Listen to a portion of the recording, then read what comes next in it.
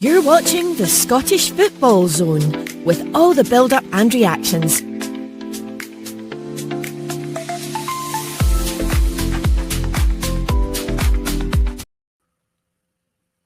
And thank you for joining us. And you're not second guessing yourself. I know it is Thursday, we're a little bit early this week, but we probably just get on nice and early because there's a lot to talk about, Robbie. Aye, that is a big weekend of cup actions. Honestly, it feels like there's more non-cup stuff to talk about than there actually is cup stuff. Obviously, the big situation with Russel Martin at Rangers seems to be taking all the headlines, but I am looking forward to the football of the weekend. Aye, Robbie, it was great to see you doing well this week with talking to the St Mirren chairman as well. Aye, John's such a lovely guy. I couldn't thank him enough for taking the time out of his busy schedule to come on, have a wee chat, and he's so open and honest as well. So that was brilliant. Yeah, and obviously we should probably start this podcast by saying by the title. I mean, the title says it's sink or swim time for Russell Martin, and obviously I think it definitely is because I heard yesterday that the American owners have now flown into Glasgow. Yeah, I think as in the critical stages at Ibrox, the fans aren't happy. The large majority, over 90%, you would imagine, want Russell Martin gone. They don't think he's the right man for the job. The atmosphere on Saturday, Ibrox, when they were defeated 2-0 by Hearts, was as toxic as some Rangers fans have ever seen, or Scottish football fans have ever seen at a ground. So the fans aren't happy. I think it is almost an impossible task for Russell Martin to turn it around now. But he's still in the job, and it looks like he's going to be in the dugout for their game on Saturday, the late kick-off against Hibs, where you've got to say Hibs are favourites based on Rangers' recent form and how Hibs have shown up in the big games this season. I think they've dropped more points in the league than they would like, and they'd like to be closer to the top two, but they're still very capable of going to Ibrox and getting a victory, and I think they will. I really can't see any way Rangers win the match. Of course, Rangers will be, if they turn up and play to their capabilities of the players that they've signed and the squad they've got, then of course they can win the match, but I just don't see it happening. If I had to give an early prediction, I can see Hibs advancing to Hampden for the League Cup semis and Russell Martin losing his job, because I think the league is all but gone. I know it's very early, but Football Meets Data on X gives Rangers a 7% chance of winning the league, which is very low already. And if Russell Martin was to lose out on the chance to win the League Cup as well, you could argue that's two of the three trophies already gone. Couple that with the fact he didn't qualify for the Champions League, and okay, the odds were stacked against his favour with a tough draw like Club Brugge, but the manner they went out, it's been a car crash since Russell Martin came in, and I really don't see him seeing past this weekend if they don't get a victory at Ibrox, and I don't see them getting a victory at Ibrox. So I think he will get his marching orders if they lose to Hibs on Saturday night. Yeah, I mean, Robbie, because of the sink or swim thing, that's in reference to Rangers doing a hill and going swimming. Now, I want to ask you a question on that, because do you think it's been blown out of proportion, or do you think, like, genuinely this is something that the Rangers done years ago? Because I'm sure clubs done things, but it probably wasn't going up a hill. It was probably drinking sessions and talking to the players or whatever. But so, do you think maybe the media have just blown out of proportion, or do you think it's social media, or do you think it's the fact that a lot of Rangers fans are not buying into it? Or do you, I just wonder why, in terms of why you guys actually think of this situation?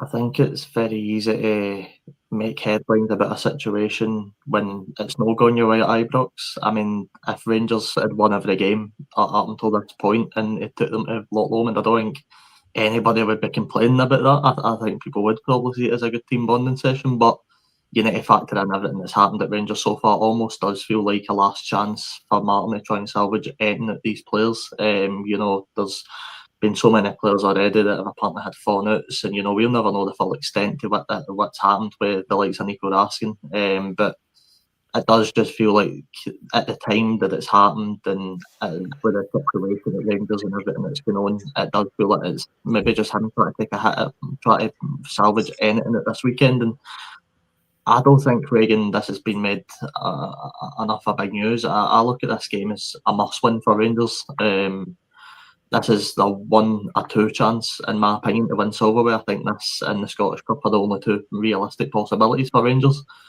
I remember when Jose Mourinho was sacked for Tottenham about 4 or 5 days before our cup final because the board didn't trust him. If I'm that Rangers board, I wouldn't trust Russell Martin getting into this cup game either.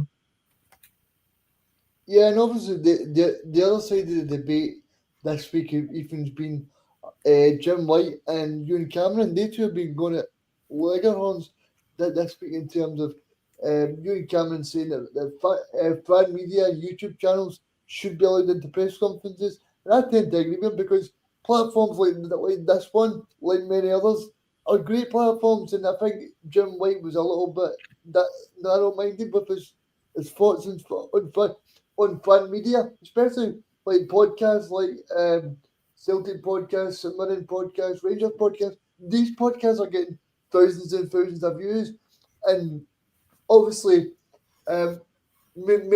maybe about 10 years ago, people would have went to maybe mainstream media, but I think now they're joining programs like this one and many others. Yeah, I agree. I think fan media is a good thing. It often brings out some of the most interesting questions, I would say, because newspapers and other publications are sort of their due diligence is to get the headline, but not get the permission of going to the press conferences confiscated off them, because I think if the journalists or reporters go back to their employer and say, "Oh well, we've been told not to come back," and I think the BBC might have not been at one of Brendan Rodgers' press conferences recently again, and that was a saga which is carried on from last season. Whereas the fan media, their supporters, they obviously want to know, they have got an invested interest, so they'll ask maybe the more difficult questions. And I think some people were complaining about some of the questions thrown at Russell Martin about the performances from Rangers fans. But if you're inviting fan media and Rangers fans along to the press conferences, obviously they're going to want to know what's going on, as we all are. Just because it's fan media, that doesn't really make a difference. Tom English, obviously for the BBC, he asked Russell Martin, I think we spoke about it on here a few weeks ago, about what has actually improved at Ibrox since you've come in, and he couldn't answer it. And that's a difficult question, but that's the media's job, is to find the answers to the questions that we're all speculating about. And I really don't know what's going on at Rangers and why it's worked so terribly under Russell Martin. But as you guys said, I think it would be quite fair to make the point that, do you hang the League Cup in the balance by keeping them in the job? There probably isn't anyone else there. I'd imagine the 49ers consortium are already sort of looking about to see who they can go to next. But yeah, it is last chance saloon now for Russell Martin on Saturday evening. If he doesn't beat Hibs, then I believe he'll be a goner, definitely. I don't entirely agree with you and Cameron all the time. I don't. I think he's got some very controversial opinions sometimes, but I 100% backed his point against Jim White. And I'm going to be honest with you, I think Jim White's scared, and I think the rest of the mainstream media are scared of fan media now. I think it's grown at a really good rate on our side of things. I think it's grown at a worrying rate for actual mainstream media. I think a lot of these guys are a bit concerned that maybe fan media is the way forward, and maybe that's going to take care of the game. And it rightly should, by the way. I should point that out. Fan media should be put first. We know more about our football clubs than any Jim White, any talk sport host will ever know about our clubs. So we deserve to be put first in line to ask the big questions, and we should be able to ask the big questions. Why should Russell Martin not be asked about his performances? Why should Brendan Rodgers nobody asked about the rat that seems to be inside Celtic Park right now that's leaking team information. According to him, that was asked by someone in the fan media. So all these things, fan media deserves to be put first, in my opinion. Yeah, and another point, I completely agree with you, Robbie. And another point is that the Scottish media have been accused of not asking the questions that need to be asked in the past, across decades now. Whereas I feel like the fan, as I mentioned before, that I feel like there's less sort of pressure on the fan media, so they'll just ask the questions, which is what you want to see. And sometimes out of the most interesting answers from your Russel Martins and your Brendan Rodgers come from questions asked by people representing fan media. So I think it is a good thing, and I think traditional media and fan media can both go hand in hand, and produce good press conferences as they have done. And I really don't understand Jim White's point as to why the privileges of that should be revoked. And I don't think it really helps Jim White, the fact that he's, I'm not going to say he's slagging the fan media, but he's been negative towards it, because that then puts a bad name on fan media. And I think there's a lot of good fan media that do a lot of great work. He's completely dismissing fan media, using air quotes to try and, wind up the fan media. It's ridiculous. I really don't get it.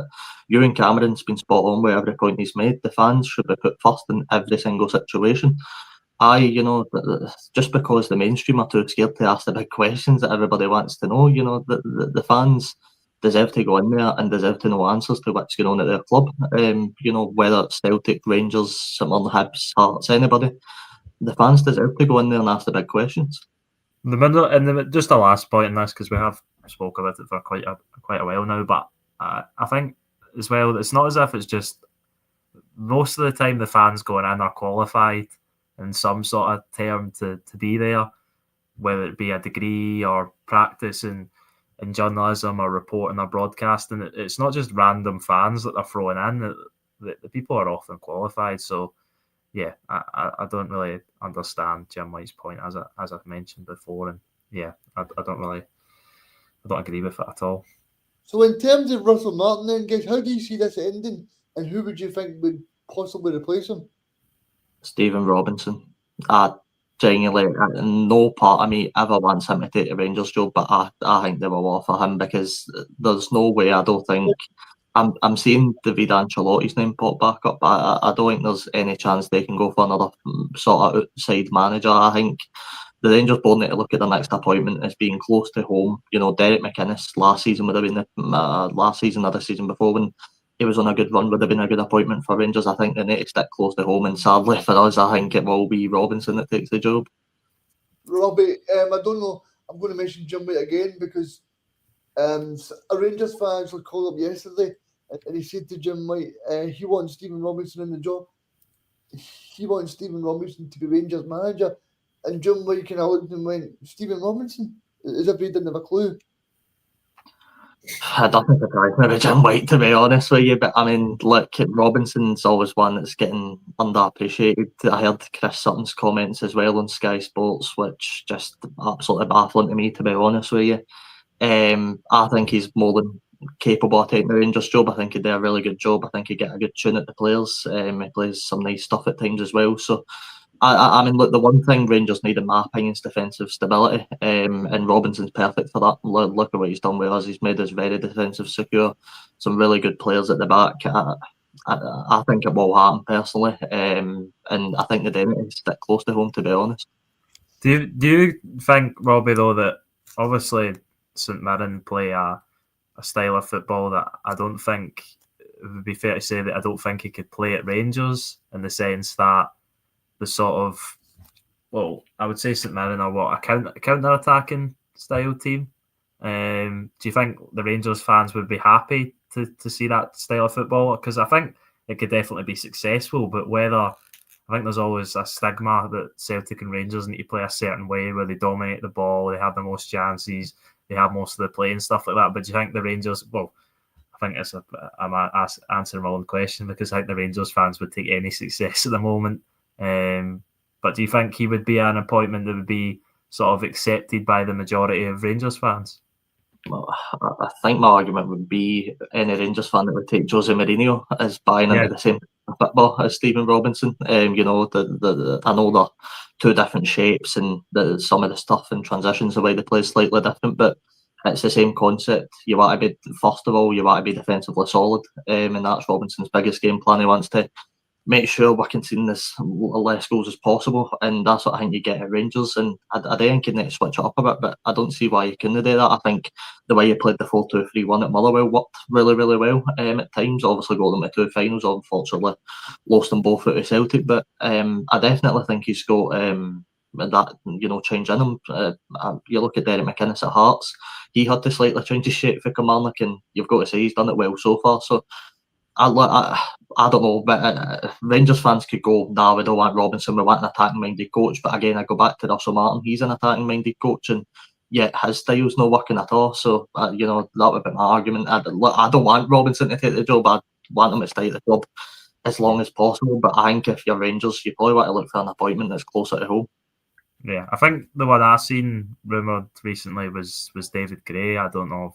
I think it was one of the quite reliable Rangers sources that reported, I think, that David Gray, and there was something to do with David Gray. So that could be something. But yeah, I think looking closer to home could be the right idea, because since they've been promoted back to the Premiership, have they brought in, unless tell me if I'm forgetting someone, but have they brought in any other sort of active manager in the Premiership? No, I think so. No, that I can think of now. So that might be what they're missing. Someone who, because that's where they're struggling ultimately. It's not getting up for the big games. You've seen them against Celtic, and I fully expected it that they would turn up, and I know Celtic aren't in great shakes either, but they would turn up and give Celtic a game despite being terrible in every other domestic game, pretty much. But that's the problem. Where the problem lies, the bread and butter, the games they should be winning, where they've got a much better squad, they've got a much more expensive squad, and they can't do the job. Whereas if you get someone like a Stephen Robinson or a David Gray, that they know how to work their way around Scottish football, and that could benefit Rangers massively. Do you think Barry would go back in for the job? Yeah, I think if he got offered it, I think he would. I feel like that ship might have sailed though. I think he should have got the job in the first place, to be honest with you guys, because if you're going to give Russell Martin the autonomy to bring in people like Chetamini, who's £8 million, I mean, but Barry would have brought in people like Shankland, Josh Mulligan, people like that who are tried and tested at this level. But I mean, to spend £8 million on a guy that's not scored a goal for 3 years, it's just beyond a little bit weird for me, because I just feel like surely you spend that money on a player that you feel has got the substantial ability to show you. But I've heard Rangers podcasts talking about the fact that Farewell used to be Everton, and maybe he knows people from there. But I just find it strange that Rangers would spend £8 million on a player and he's not scored a goal for that length of time. Well, Barry did say he had these players on his shortlist. He said that himself. I can't remember the exact three. I know Shankland and I think Mulligan was still one of the other ones. He said Gogic as well. Gogic, I mean, I don't think they'd be bad signings for Rangers in my opinion. You know, I think some Rangers fans would probably look at like Gogic and go, "Why are we signing this guy?" But he's a defensive rock at the back. You know, it's what Rangers need. He's great, Robbie. I suppose the thing we should probably speak about is how good that we think David Gracie could get on Saturday. I mean, they've got so many attacking threats, guys. Yeah, exactly. They started the season well, but I think that the overall consensus at Hibs is the fans are really happy with David Gray, and they're delighted he was obviously able to turn it around this season. They done well in European competition in the qualifiers, but in the Premiership they've dropped maybe a little bit more points than they would like. But I think all will be forgotten if they can go to Ibrox and get a big win to put them in send them to Hampden. I think was the rest. When was the last time they were at Hampden? Was that the time where they beat Rangers in the semi-final and went to the final? Was that last time they were at Hampden? Yeah, I think so. I think Aye. you're right. Unless I'm forgetting, but that's quite a while ago because that was But just maybe after it was another, Steven Gerrard. but maybe it was another semi-final in there at some point, but I can't remember.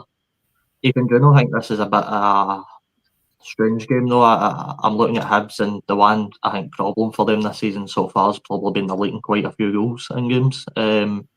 Now pair that up with Rangers, who can't seem to score a goal right now. I really don't see how this game's going to go. It's going to be quite an interesting watch. Yeah, I think so. Rangers just look really poor on both ends. They look like they can't create a sustained level of attacks. They can't defend. The other team looks like they're going to score every time they go forward almost. And Hibs are one of the best attacking forces in the league, I would say. So I really can't see a world where Rangers keep Hibs out. I think Hibs will score at least one goal. And with the point you just made, maybe Rangers will get a goal as well. So it could be an entertaining game. It'll be a really interesting one to see how the atmosphere will be. You'd imagine pretty toxic. If it doesn't start well, then they're going to be on Russell Martin's back instantly. And yeah, Russell Martin, he's just in a really difficult place at the moment, but he said it himself, he's not going to resign or back down. He's there for the challenge, but I don't think he can turn it around. I think the fans have given up on him, certainly, and looking at the performances, I would suggest the players possibly have as well. And yeah, I don't think the trip to Loch Lomond and the walk up Conic Hill is going to help them avoid defeat at the weekend. And I think it would be a surprise if they were to win. Would it be papering over the cracks? Probably, but he's got a chance. He's still in the dugout. If he wins against Hibs, then he gets a little bit of momentum. If the performance is good, and then they go, and I don't know what the next league game is. I think it might be, is it Livingston away? Livingston away. Yeah.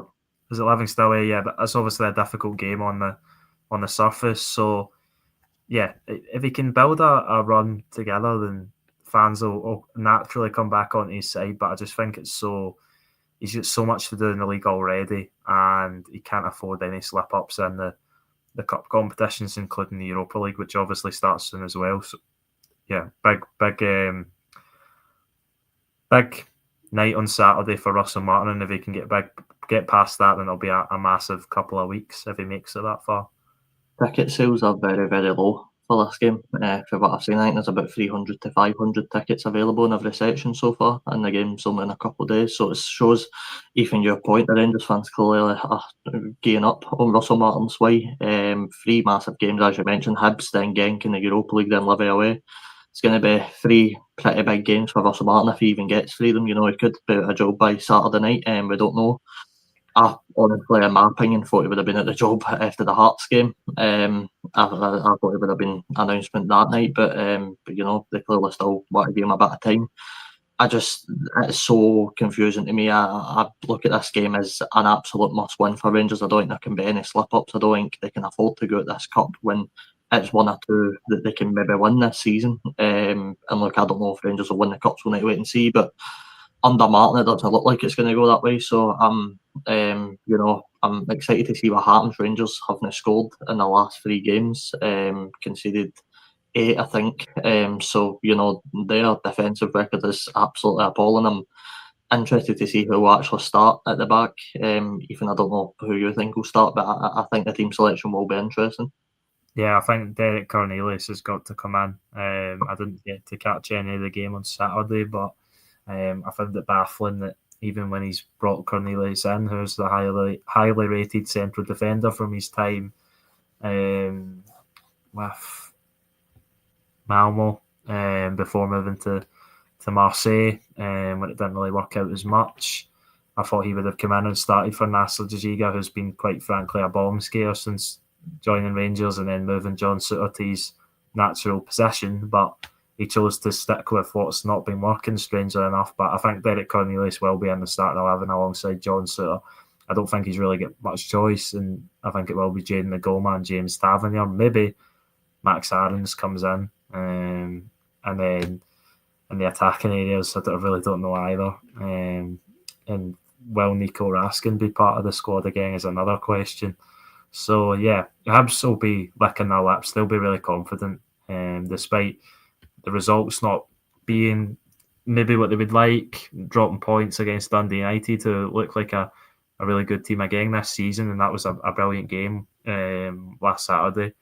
But they'll be confident that they can go to Ibrox and win. And I think every team in the Scottish Premiership's confident they can beat Rangers at the moment, and that's just the problem that Rangers have, and shows the state that the playing staff and the coaches are in at the moment and how poor they're playing. But yeah, should we move on to another game, like the Friday night game between your St Mirren and your St Mirren heading to Rugby Park, is it?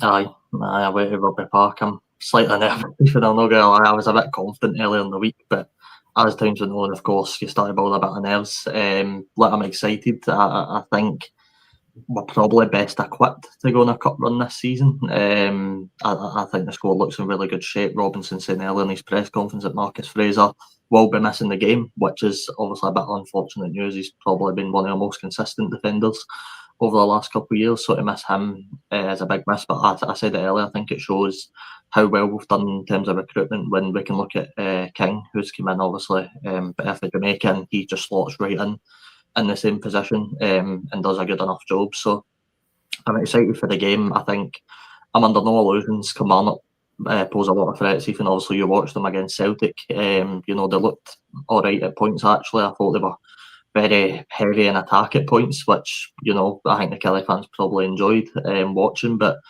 I'm excited to see how that compares to this game, because it will be a different feel. It'll be a Friday night, a big crowd.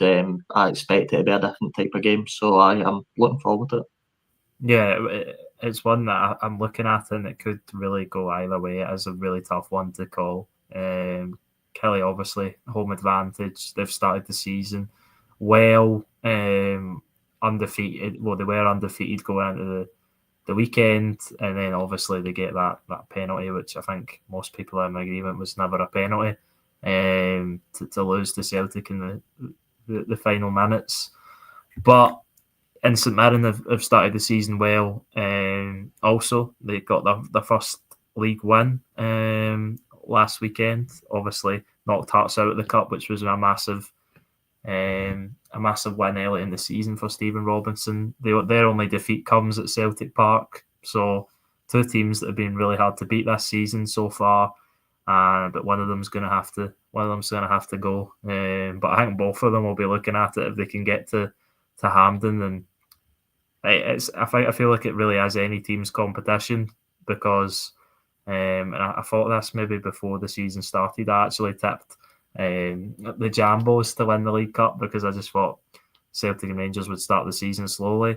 Obviously St Mirren ended that fought, but the point still stands that Celtic and Rangers have started the season slowly. I think Rangers will go out of the weekend, as I've said. I think Celtic will have too much for Partick Thistle, although they've been in good form recently. There could be a massive upset on the cards there, though. And then even Aberdeen and Motherwell have struggled to get wins. So, yeah, it really could go either way. I feel the League Cup, which is really entertaining, and we've got some really entertaining games this weekend, and it starts with a really tough to call one at Rugby Park on Friday night. I think you're looking, in my opinion, Ethan, I don't know whether you'd agree or disagree, but I'm looking at the Friday night game and I'm looking at Hibs, and if anybody outside of Celtic and Rangers are going to win the cup this season, I fancy the Friday night game or Hibs, whoever wins that, to go on and maybe cause an upset. Aberdeen and Motherwell, for all that Motherwell's getting the plaudits in the media for their attractive style of football, they're leading goals and they're not able to hold on to leads. So there's a bit worried there. Aberdeen can't score a goal. Obviously we've spoke about Rangers enough, and look, Celtic, you're right, they have started slow. Obviously Celtic are still the favourites because they can go and brush any team aside when you want to. I mean, the Celtic still have that quality there. So I'm looking at St Mirren, Kilmarnock, Hibs as, if you're going to have a cup upset this season and you're going to beat Celtic, because someday I think we'll need to beat Celtic personally. I think they will be in the final. You're going to need to, I think it could be an early 3 teams in my opinion. Yeah, I think it could, and it is really open, and it's nice to see, because we end, well, not Celtic fans didn't, but the rest of Scottish football, for more reasons than rivalries, enjoyed the fact that Aberdeen went to Hampden and turned over Celtic, because nobody seen it coming, and it showed that if you turn up in a one-off occasion, then of course you can. I heard you guys a minute ago talking about You can beat these teams like Celtic, of course, and there's no reason why another team can't do it again in the League Cup this season. I heard you guys talking a minute ago about Aberdeen against Motherwell. I mean, the thing for me, guys, is, I mean, Jeremy Wright, he won the trophy at the very end of the season last season, but surely he's on borrowed time. I think he'd be sacked already if he hadn't won that cup, to be honest with you. That Aberdeen team do not look great at all. I really don't like the look of that. They've made some very good signings, right enough. I think, it's so strange talking about knockout football, because it feels different to the league. I never take league accountability into a factor. Getting into these games, in a one-off, anything can happen at all. If Partick Thistle beat Celtic on Sunday, I mean, it's a one-off game. Anything can happen. That's the beauty of it. I mean, I don't think that will happen, but it can. So I mean, it's a bit of a different feeling to it. But I'm excited for all games, I think, this weekend. Sorry, did you guys give a prediction for the first game there? No. I'll go with what am I going to go with? I think I went 2-1 Hibs. I think what I went with early in the week on another prediction. So I'll go with 2-1 Hibs win. I'll go for not to be sacked. Sorry. No, you're right. I'm going to go for 1-1. But see, in terms of it goes to a draw, does it go straight to penalties, or does it go extra time? Or I think it's extra time. I think somebody said last time it went straight to penalties, but then the games didn't. So I think it is extra time. Extra time. I made that mistake last round, saying it went straight to penalties and it didn't. So yeah, I think I'll go for 1-1, and then extra time and penalties. Anything can happen there. All right, I'll go 3-1 to Hibs. Sorry. He's sitting on the fence. I was saying to Reagan, he's sitting on the fence. Yeah, I'm getting a bit. I think I'm getting a shaky nail by the fence. I'll go 3-1 to Hibs after extra time. And by the way, can I just say on Friday, I'm absolutely buzzing that even actually didn't mention it. No VAR in Kilmarnock versus St Mirren on Friday night, so we don't need to worry about any dodgy VAR decisions on Friday night. Yeah. There was obviously a dodgy decision at Rugby Park on Sunday, so that might be some of the thinking behind that. But no, that will be interesting, and there won't be any VAR in the game for Hill, obviously, either. See that, Robbie? Is that because clubs don't want to pay for it, or is that just in general because it's a different competition? No, I believe Aberdeen, as far as I'm aware, Pittodrie and Ibrox are going to have VAR. I could be corrected if anybody in the comments, and there's a couple of Hibs fans know. But I'm led to believe the clubs do have a choice. I think most probably just don't want to pay for VAR, to be honest, in these games, so they choose not to have it.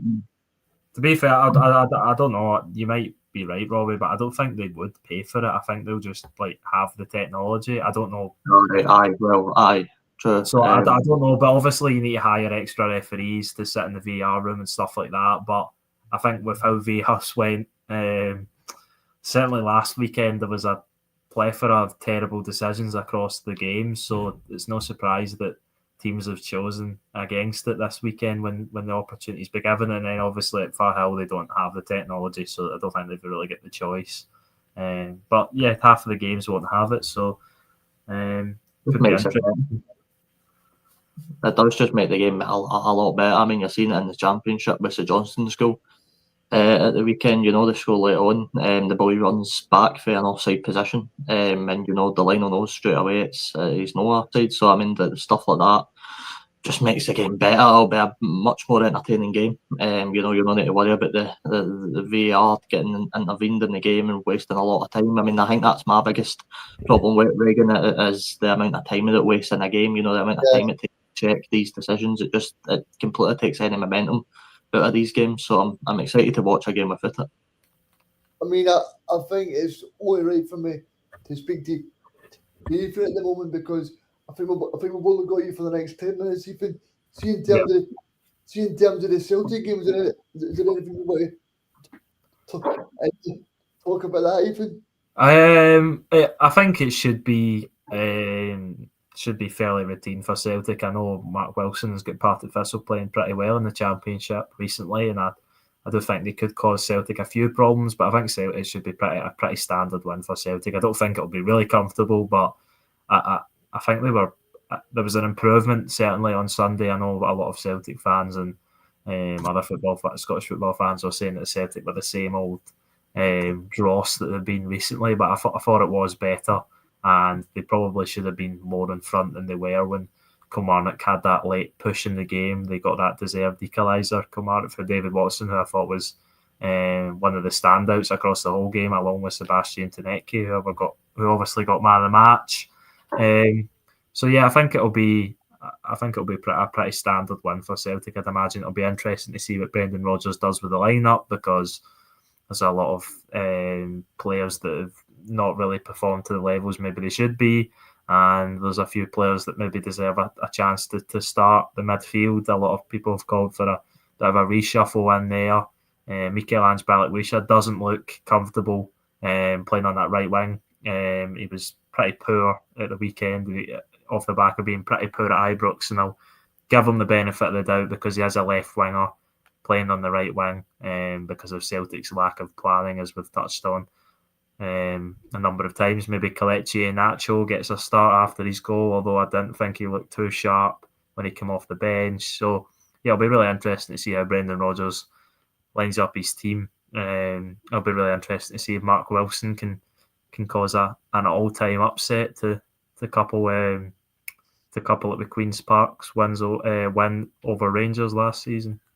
Ethan, sorry, if I can just ask Ethan a question about Celtic. I seen you and Cameron. So I was just saying, I seen you and Cameron ask Chris Toll this question on the pin two shots at the day. How do you think the board would have responded to that 12-minute thing at Rugby Park? How do you think they took that message? Because I think a lot of Celtic fans were probably adamant, and maybe it didn't do too much in terms of the board's reaction to that. But I mean, what did you make it? Yeah, I don't think it does all too much. I think it does something. And I think the banners and the chants do put a little bit of pressure on the board. But at the end of the day, I don't really see it switching the narrative too much. So yeah, I still think the board will be pretty comfortable, and I know they've been under a lot of pressure. But yeah, I still see them being pretty comfortable.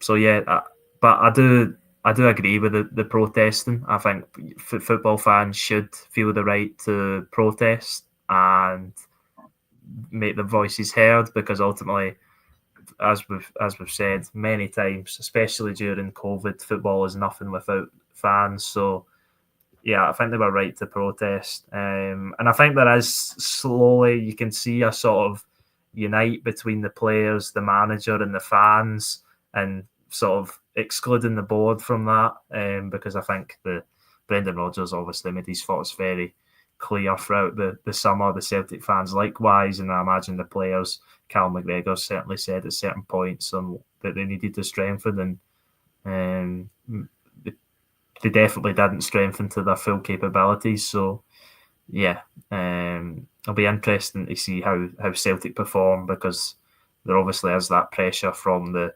supporters, but in that toxic atmosphere, but it's towards the board rather than the players, because I think the banner was sack the board, back the team. I think it was the banner at Rugby Park. So yeah. I was actually quite even impressed with Iheanacho when obviously made his debut. A lot of people, of course, when they seen pictures, and I believe it was just rubbish anyway. I think it was pictures for years ago of him. Obviously, it looked a bit, don't know what the right word is, it looks like a bit weighty. He's maybe put a few on, but I thought he looked really, really good and in good shape at the weekend. Obviously, we've seen training pictures as well. I was quite impressed with his movement. I think he will add a real asset to Celtic, and I know it's not exactly the signing that Celtic fans maybe wanted, and all that sort of stuff where everything that happened in the transfer window. But I think you've got a real decent player on your hands. Yeah, possibly. I didn't think he looked too great when he came on. He wasn't in the game much, to be in fairness to him. He didn't really do much. Obviously, the massive pressure on him to get that goal.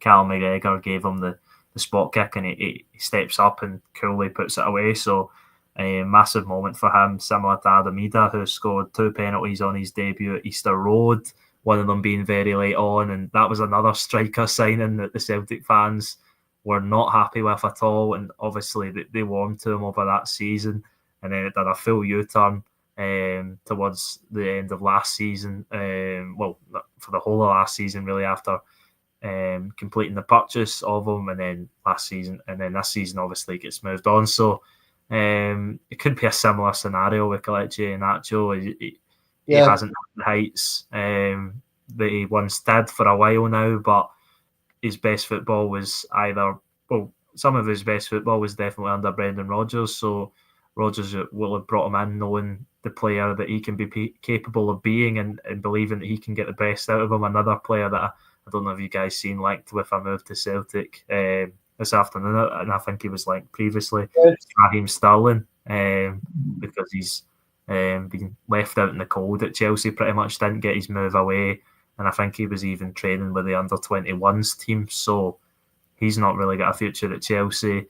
I think he's obviously not going to be able to move unless there's a contract termination there. But he could be someone that Brendan Rodgers relies on his phone book again, rather than the scouting team to pick up in January and bolster the wings. Because Raheem Sterling, I think, can play on either side, unlike Sebastian Tedeschi and Michelangelo Balikwisha by the looks of it. So yeah, I think the interesting thing for me this week even was Tedeschi spoke to the media, and he said that Celtic approached him before the Champions League qualifiers. Surely that could have been a deal that Celtic could have got done then. Yeah, exactly that, and I don't really understand Celtic's waiting about, but they waited about and paid the price. Ultimately, they should have been playing either Tuesday night, Wednesday night, or tonight in the Champions League, but they'll have to wait until next week in the Europa League. And yeah, I don't know if it's a case of maybe the Sebastian Tedeschi was one that they were maybe going to go for as a backup if they didn't get the players that they were going for if they got into the Champions League. But I don't really understand that. You've got to sign players before the qualifiers, and Celtic fans will be hoping that the board has learnt, but obviously they never seem to learn on that front. So you imagine the same story when it comes around next season. Guessing that Celtic are obviously massive favourites for the league now, even though Hearts have started the season really well. I was just going to say before you go, can we get your score prediction for the game? I'm going to go with 3-1 to Celtic. There we go. Well, thanks guys for having me on, and I'll see you later, and hopefully another good weekend of football. No worries at all. Thank you for joining us. See you later. So Robbie, now it's just me and you. I mean, in terms of this match for Celtic and Sunday, I think Celtic will get through it, but I think Partick Thistle are playing pretty well at the moment. Aye, playing some really good stuff. Actually, I'm pretty impressed with the whole championship, Reagan. I think it's actually been a really fun watch. Particularly if I saw playing some decent stuff. Like Mark knows the test that's going to be at hand, and I'm interested to listen to his press conference. I want to see what questions he's asked about Partick Thistle. You know, I know all the media headlines this week will be about him calling to face his old club and stuff like that, but I want to hear what this guy's got to say about his team. You know, players like Ocean Smith that's went in there. He's apparently, from what I've heard, done a really good job so far. He's been a sort of spark in that midfield. He's not exactly got a goal or assist here and there, but he's off the ball. He's off the ball movement, and some of the passes he's playing to create chances apparently is really good. The Partick Thistle squad seems overall positive right now. Of course, that's underlying the big test that they've got ahead of them, Reagan and Celtic. We spoke earlier about Rangers having to go and win their game. It's a must win. I think it's a must win for Celtic for maybe different reasons as well. I think Rodgers needs to look at this as one he's got to get through. You don't want another Queen's Park type upset. They'll look at this. The Celtic team is going to go and try and get the job done. Yeah, I think the Celtic team will still be strong. I think people like Bernardo. It's strange to see Bernardo and Engels as backup players, Robbie, but that's what they are at the moment. Aye, and Engels, I think, is probably the most surprising one, Reagan. That just, again, no his fault, I should probably add, but just for the sheer amount of money Celtic pay for him, it's almost like Yusuf Chamiti. The Rangers pay £8 million for this guy and then sit him on the bench in a game versus Hearts. It just shows that money doesn't exactly mean you're guaranteed to start. I do suspect it might be a fairly rotated team for Rodgers. I don't think he'll want to exactly send out the B team because Partick Thistle do have a lot of quality, but I think he will make a few chopping changes here and there. I'm excited to see what he does with Kieran Tierney. Really, I don't know about you, but obviously, we know he can't play exactly 90 minutes, so I'm excited to see where he starts him or brings him on near the end of the game and maybe try and see it out. I'll be interested to see what he does with him. I think he'll be probably not play him this week just because it's a chance to see some more players and hopefully trying to get some rest in their legs because I think he'll be busy because don't forget you've got the European game on Wednesday as well.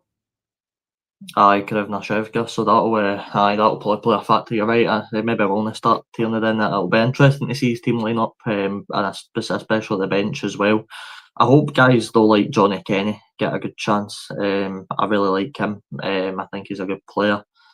I just think Celtic, like Rangers, need to go out and get the job done. Reagan, I think it's as simple as that. You need to go out and win that game on Sunday and get yourself into the heart for the semi-finals.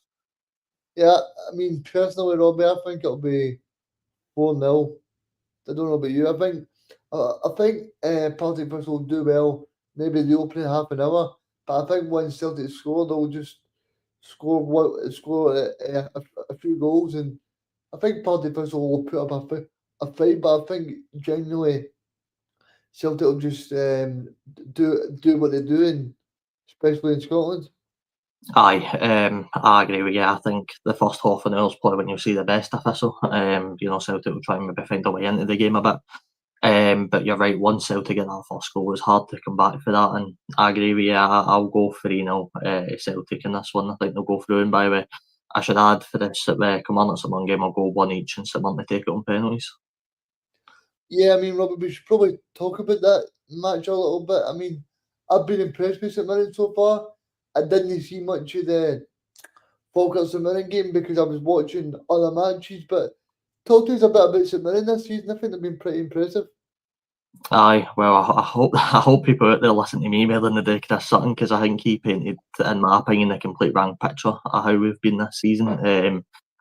He tries to describe us as this counter-attacking, sitting back defensively team, almost like we used to see with Livingston. I don't think that's us at all, to be honest with you. I think we play very direct and, we've got the tools to do that. Man, John Young up there, absolutely superb. I love them.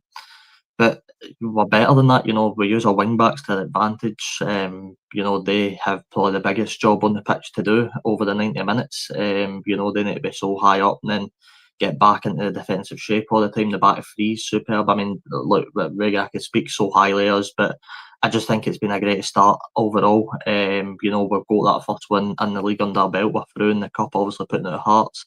We've drawn a good few games, which is probably maybe a positive, to be honest with you. We've had seasons where we've not really drawn much. It's either been a win or a loss. So to pick up these points, it'll be crucial come the end of the season if we're wanting to get back into the top six. And once again, you know, the squad depth has shown immensely. I mean, I was speaking to Ethan earlier that Marcus Fraser's missing for the game with an ankle injury. We're yet to see the severity of that, but we then know he will only be playing. So it'll just be interesting because I think King can just step in and be that same player Marcus is and show some real quality into the team. Yeah, I mean, obviously the other matches this weekend as well is Aberdeen and Motherwell. I mean, what's your score prediction for that game? I'm going to be honest with you. I don't see a lot of goals in this. Aberdeen are not really scoring, to be honest with you. I think, as I said earlier, Motherwell get the credits for the attractive way they play and the way they like to play. But I'm going to be honest. I think this will be a bit of a stalemate. I think one goal might nick it, and I'm going to go for the away side. I think Motherwell win this 1-0 late on, and I think I don't know if this match specifically will be the end of Jimmy Tulin. You know, I think it will still get a bit of time, but it certainly will start closing doors because it's getting a bit worrying now for Aberdeen. Yeah, and I suppose that, in terms of Motherwell, they've started well this season, like you said, but they're playing nice football, but they need to get more scores on the totals because it's okay getting plaudits for the way you play, but it's so important to get points as well. Aye, well, it's funny looking at the table, Ray. I don't know if you've seen it, but they've played 5, drawn 5 in the league. I mean, I think that tells you the story. Motherwell getting themselves into really good positions where they're taking a lead in a game. You know, they've done it at Tynecastle, going 3-0 up, but the defence is just bottling it every time, and they're conceding late goals, and they're bottling these advantage, which they really can't afford today. So it'll be a big test, and I know they play Aberdeen back to back. By the way, they play them this weekend away at Pittodrie, then they're at home to Fir Park next Saturday. So it'll be an interesting 2 set of games. Aye, and I think it's also important for all these clubs to get through to Hampden semi-final because these matches don't really come around that often. No, it's that's what Robinson was actually speaking about earlier. You know, some people only get like one chance in their life to go and play at Hampden, and for us, for example, we've not been there with fans in the stadium since probably since we won it in 2013. I could be proven wrong with that. Obviously we got there twice during the sort of pandemic stuff. But you know, it'd be nice to get back there again with fans in this stadium this time. And look, it's what I think most players dream of. You know, you want to go into these cup semi-finals. You know, this is for us in Motherwell and Kilmarnock and Hibs. This is our best chance to win a piece of silverware during the season. You know, these cup games are a big opportunity. So every player needs to know that going into these games, and they need to know, you know, go out and get your all in these type of games. I think in terms of Scottish football at the moment, Robbie, I think it's a real positive time. I know people talk about Russel Martin, but I think what Tony Bloom and Derek McInnes are doing at the moment is a big thing. I think Celtic need to spend money, but apart from that, Celtic are doing well. And obviously, you look at teams like Motherwell, St Mirren, Aberdeen, all these clubs are trying to be really ambitious. You look at the Highways as well. They spent over £1 million on a player this summer as well. So there's a lot of positives. I think there's a lot of positives in the overall game. You know, you look after the pitch, clubs are starting to improve. You're seeing a lot more, you know, teams doing a lot more charity work. You know, they're putting on a lot more events. You know, the game's overall grown. And that's not just in men's football, by the way, women's football slowly improving as well. In all aspects of that. So it seems like just the Scottish game in general, Reagan's just getting so good. And you know, I don't want to keep talking about this too much, but you bring it back to the fan media point. The fan media's grown stronger. It's in a positive way, by the way, should I add. It's you know, there's more voices like us, Reagan, that are getting out there, making their points clear, and it's just brilliant to see. The game's grown so much. Talking about fan media, Robbie, after this show, you'll be going on to do a show tonight at 7 p.m. Talk to us about that. Aye, I've been kindly invited on by Off the Underside, if you don't know them. Some great guys. Jamie in particular, such a nice gent. They just had 10,000 followers on Instagram, so congratulations to them. But we will be on tonight at 7, I think, recording. I don't know if it's recording or live, by the way. A chat to Jason Naismith, former St Mirren, Ross County. He played down in England as well. I can't quite remember where off the top of my head. But we're going to speak to Jason Naismith for a wee hour or two. About his full career, and that'll be a really good chat. Jason, I've seen him on a few things before. He's a really nice guy, so I'm excited to talk about obviously specifically his time at St Mirren for me, Reagan. It'll be nice to touch on that. He's obviously played with John McGinn and etc. So it'll be nice to hear about that sort of stuff. But it'll either be live at 7 tonight or it'll be out tomorrow, I think.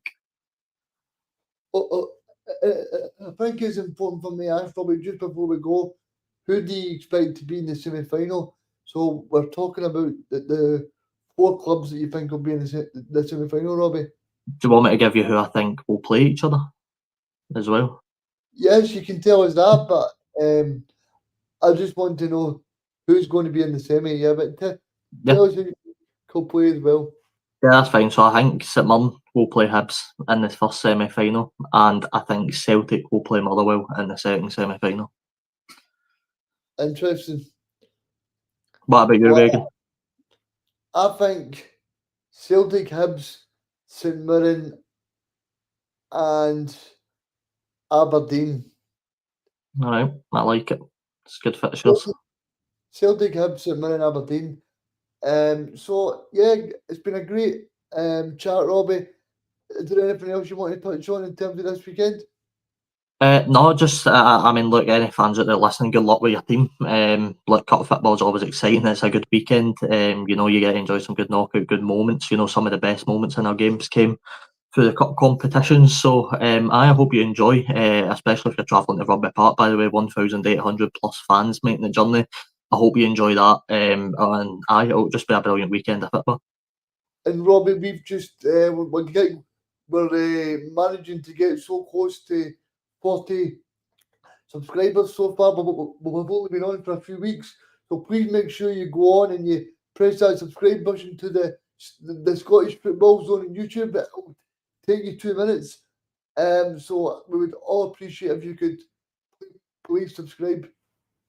Aye, please subscribe, like, comment your thoughts on the weekend's action, give us your predictions, let us know what you think the scores will be, let us know who your man of the match will be for the whole weekend, let us know all that stuff, because engagement helps us, and it's always good to engage as well, give us your opinions on stuff.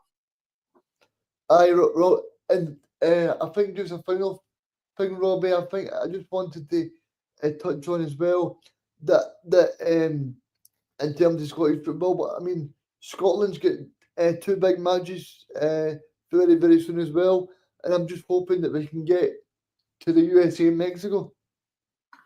Aye, you know, we'll not touch on obviously some stuff that's going on in the USA and, you know, whether we want it played there or no, but I do hope Scotland get there on the pitch. I hope we do the business. 2 really important games again. If fans can get along to that and go and support Scotland, I believe tickets are nearly sold out anyway, so that's always good. It means a lot. We've had a really good start, by the way. Some 4 points out of possible 6 is exactly what you'd take before the two games happen. So I am pretty confident, Reagan, we'll be going to USA and Mexico and stuff like that. And obviously, this time next week, Robbie, we've got the Scottish teams back in Europe, Celtic, Rangers, and Aberdeen. I am going to assume there will be lives for the games, which will. Yes. Aye, so that'll be. Make sure you tune into the games. Europe is exciting. It's a weird time to watch Scottish teams in Europe right now. We'll of course be watching Aberdeen play in their games, which, you know, they're not playing well right now. How can they fade out of Europe? Rangers aren't playing well right now. Can they host Genk and finally get a win under Russel Martin?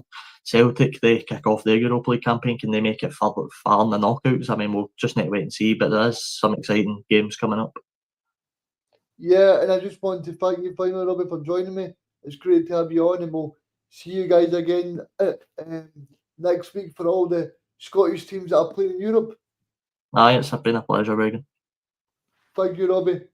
Cheers. You're watching the Scottish Football Zone with all the